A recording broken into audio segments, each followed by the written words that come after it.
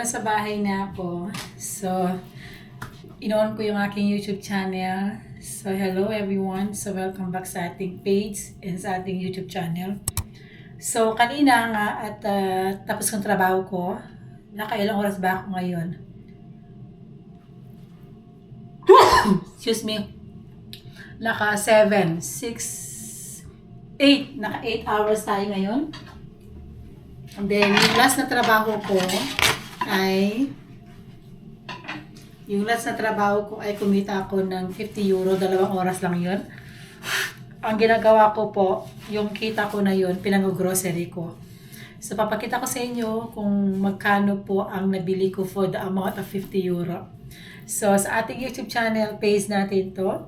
So, papakita ko sa inyo and then we'll see kung magkano ang natira sa 50 euro. First, bumili ako ng flour. Yan.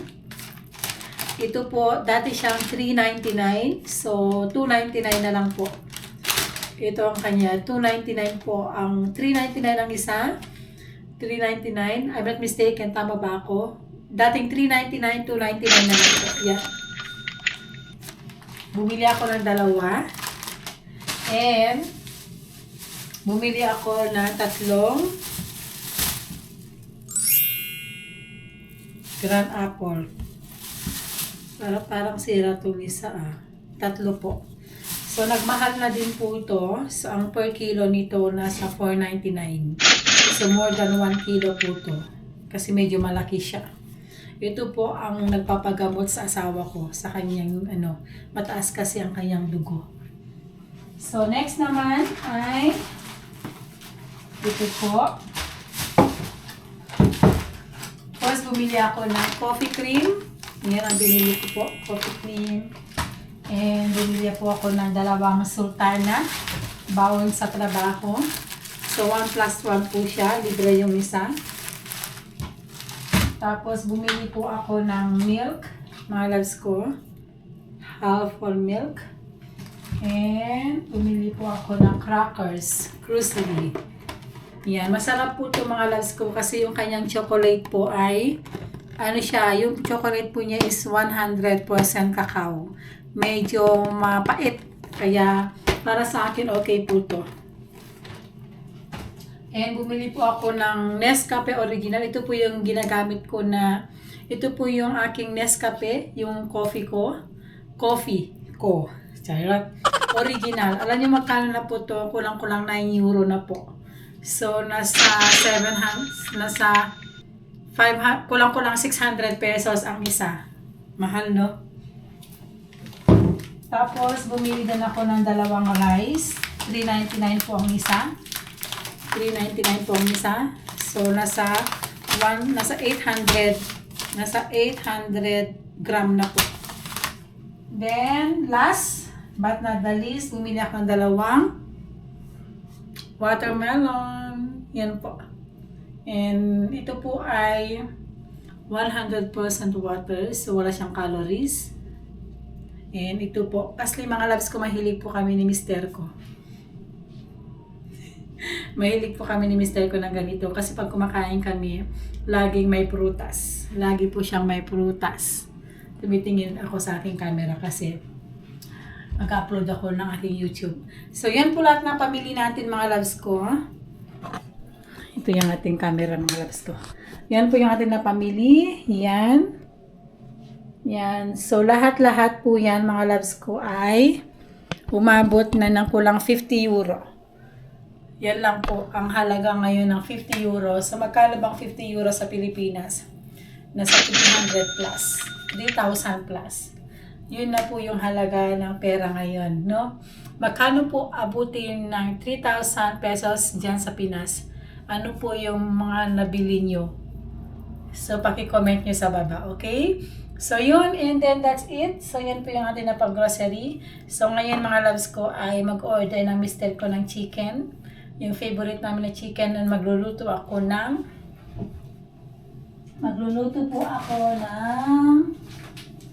couscous. Ito po. Nagluluto ako nito. So, yun. And then, tapusin ko lang muna itong video na to. So, maraming salamat. Yan, abangan po ang next na video natin. Good morning! So, continue natin yung vlog natin kahapon. Hindi na po ako nag-vlog ulit. Kasi nga, yun nga, naglakad kami ni Mister. Tapos, pagkatapos, and then, napagod ako. And nakaupo ako sa sofa. Muntik akong, tawag niyan, na nakatulog ako. So, ngayon mga loves ko, get ready with me kasi meron tayong work today. And umaambon. Medyo masama ang panahon. So, yung mister ko, mga loves ko, meron siyang physiotherapy. And saglit lang naman yung 20 minutes. So, dyan lang kayo, okay? Habang tayo nagkikilay, ay kwentuhan tayo about sa buhay-buhay. Kasi na-miss ko yung pag-vlog mga loves ko. Pasensya na po. Hindi ko na masyadong nako-continue yung pag-vlog natin. Magkilay muna tayo, okay?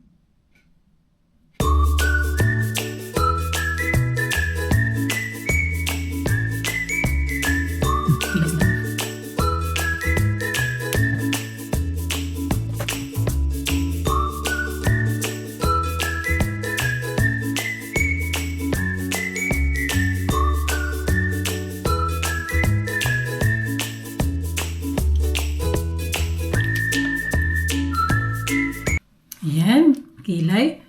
Sorry po, nakakatigilog ko. And yun mga loves ko. And habang ako naglalagay ng moisturize sa face ko, update sa buhay-buhay dito sa Netherlands.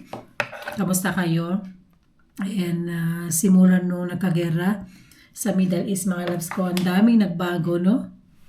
And then, unang-una mga loves ko sa Pilipinas, grabe. So, parang yun ang pinaka mahirap kumpara daw sa pandemic. Yung nagkaroon tayo ng pandemic sa buong mundo.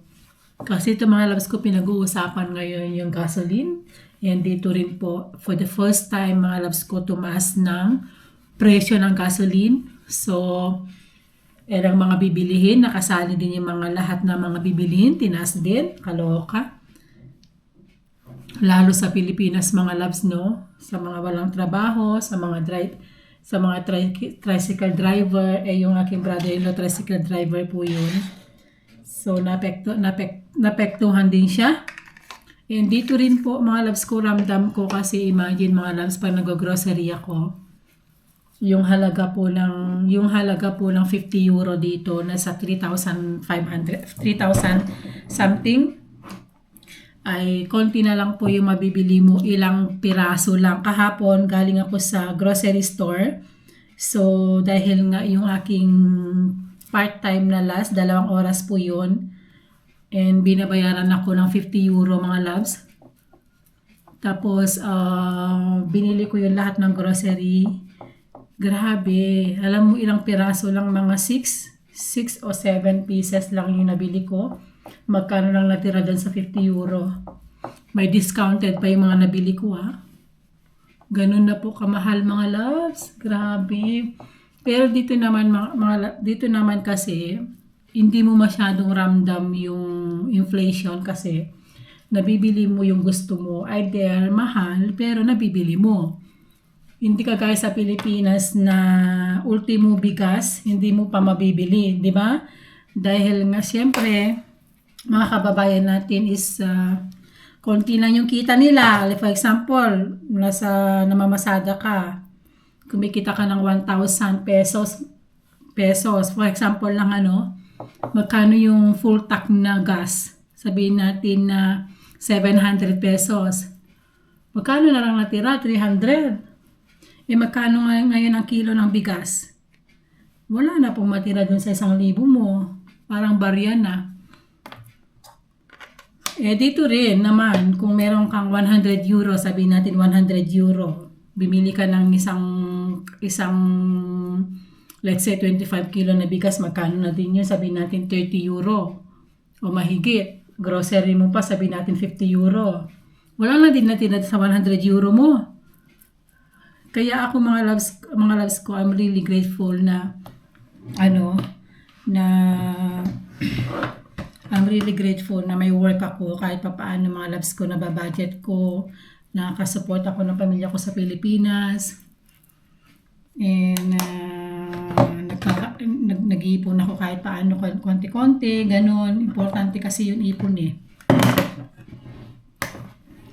So, yun. Tingnan nyo naman yung face ko. Gamit ko po lahat Beautyderm. And 4 years na po ako gumagamit ng Beautyderm. Lahat po Beautyderm po ang aking ginagamit. Moisturizer, toner, serum. Yun po ang ating ginagamit. And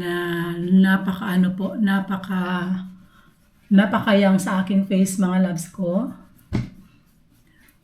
Matagal na po yan, 4 years na. Baka gusto nyo mag-order pag nasa Netherlands kayo. And i-PM nyo lang po ako, mga loves. At meron po akong reseller, kaibigan ko po. And minsan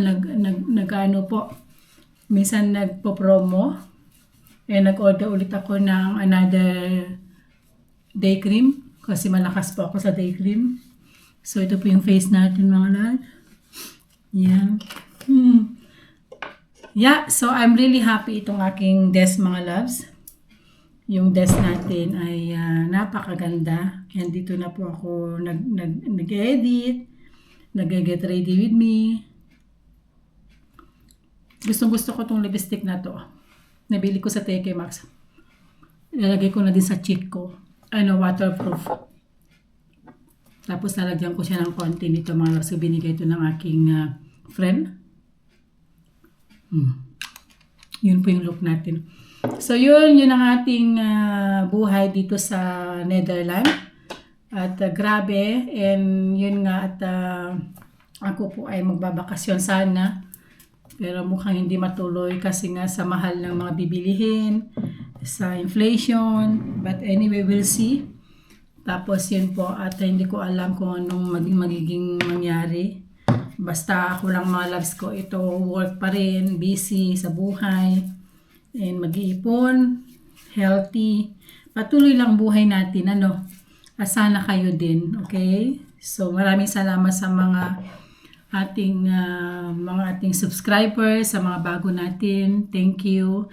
And sa mga hindi po nakakilala sa akin, ako po ay si Ilocana. Nakatira na po ako sa bansang Netherlands for 23 years.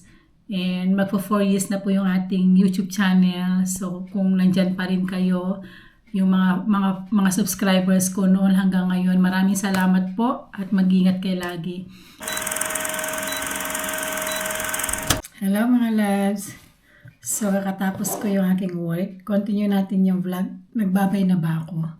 But anyway, basta ikarugtong ko itong aking video. Kanina, mga loves ko, nagtrabaho ako. And sa trabaho ko po, may mga boutique shop doon. And for the first time, meron silang opening ng bagong shop. Yun po yung mga accessories po. Lahat ng jewelry, damit, bags. Accessories po yun, ha. Kanina, dahil opening nila, mga loves ko, ay meron silang discounted na 25%. I'm so lucky kasi habang ako ay pupunta ng grocery sa aking trabaho, kasi every Thursday, Monday ako doon, so nag-grocery ako and pinick up ko yung laundry, yung pinalaba ko, and doon nga, malapit doon. And bibigay ko din sa inyo yung website, mga loves, dito sa Netherlands, ay baka gusto nyo puntahan, kasi kung mahilig kayo sa mga accessories po ay go. Ang pangalan niya po is My Bendel. Yan po. My Bendel, that's jewelry. Yan. So, napakaganda rin ng kanyang pouch. So, bumili ako ng 3 item. Ito po. Dahil mahal po ang gold ngayon, ay mag-accessories muna tayo. Kasi yung mga gold ko, mga loves ko, hindi ko na ginagamit. Tinatago ko na para hindi magasgas. So po, ito po mga loves ko, ang ganda niya, myjewelry.com. Super ganda niya, mga love. Ito po ay quintas necklace. Gusto kong bumili ng ganito, mga loves ko, na tunay na gold. Kaso ang mahal po ng gold ngayon. So accessories muna tayo. Yan, ang ganda niya. And pwede siyang i-adjust, mga loves. And kanina, na-try ko and grabe ang ganda niya. Sabi ng babae, hindi naman siya itim nito. Wag lang lagyan ng perfume. At wag lang Pag maligo ka, tanggalin mo. Ang ganda niya mga loves. Yan. Oh. Ang ganda niya mga loves, oh. Diba? Kita niyo? Ang ganda niya. Parang tunay talaga na gold. And pwede po i-layer. And bumili din ako nito ng bracelet. Malab ko, may bracelet din yan. Ganda niya. Bagay na bagay. Meron din siyang bracelet mga loves ko. Naghahanap din ako ng bracelet na ganito na makapal. Pero sold out na daw. May bumili na. So sabi niya, ito na lang. Ito po. Yan. Super ganda niya. Ang ganda rin ng bato niya. Kulay pink. Ang ganda niya mga loves. Yan.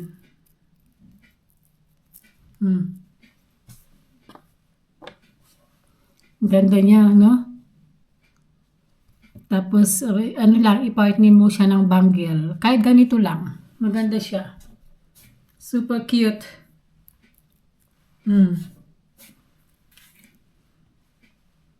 Ganda niya. And bumili na ako ng sing-sing. Mga loves. Ayan. Super ganda niya. Para siyang power ring. Ang tawag niyan. Ayan. Ganda niya mga loves. So, nagkaroon sila ng discounted dahil ka-opening nila. Opening. So, hanggang, ano lang mga loves ko, hanggang bukas lang din, wala na. Normal price na. So, ito yung binili natin.